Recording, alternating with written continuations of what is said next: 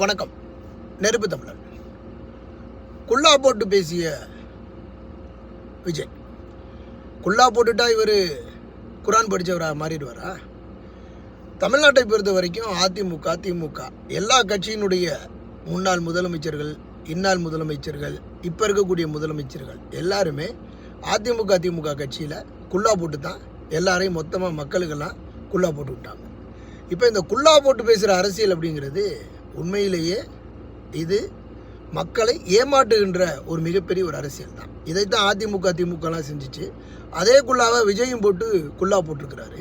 குல்லாவை போட்டுட்டு அங்கே அவர் என்ன சொல்லியிருக்கிறாரு, இங்கே அவதூறுகளை நம்பாதீங்க, நம்ம தனித்தே போட்டிடுறோம், தனித்தே நம்ம போட்டிக்கிட்டு நம்ம தான் ஆட்சி அமைக்கிறோம், நமக்கும் திமுகவுக்கும் தான் போட்டி, இதை பற்றி நீங்கள் எந்த கவலையும் படாதீங்க அப்படின்னு குல்லாவை போட்டுட்டு வெற்றி நிச்சயம், கான்ஃபிடண்ட்டாக இருங்க அப்படின்னு சொல்லியிருக்கிறாரு. நான் ஒரு கேள்வி கேட்டிருக்கிறேன் குல்லா போட்டவர்கிட்ட.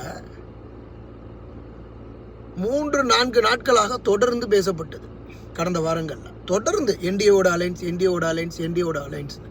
அப்போ என்டிஏவோட அலைன்ஸ்னு பேசிக்கிட்டு இருக்கும்போது டெல்லிக்கு போகிறாரு அப்படின்னு அதிலிருந்து ஒரு 2 நாளிலிருந்து டெல்லிக்கு போயிட்டு வந்து 2 நாள் முடிகிற வரைக்கும் 4-5 நாட்கள் தொடர்ந்து பேசப்பட்டது. அப்போ பேசும்போது இவர் உண்மையிலே ஒரு நல்ல ஒரு நேர்மையான அரசியல்வாதியாக இருந்திருந்தார்னா அப்போவே ஒரே வார்த்தையை ஒரு ட்வீட் போட்டு போயிருக்கலாம். பத்திரிக்கைக்காரரை சந்திக்க போகிறதில்ல, ஒரு ட்வீட் போட்டுக்கலாம்ல. என்டிஏவோட அலைன்ஸுக்கு இல்லைங்க, தமிழக வெற்றிக் கழகம் 234 தொகுதிகளையும் தனித்து போட்டியிடும், நான் தான் முதலமைச்சர், நான் தான் எல்லாமே அப்படின்னு சொல்லியிருந்துருக்கலாமே. இவர் அதெல்லாம் சொல்லலை. ஏன் சொல்லலை? ஒரு கேள்வியை நீங்கள் கேளுங்க.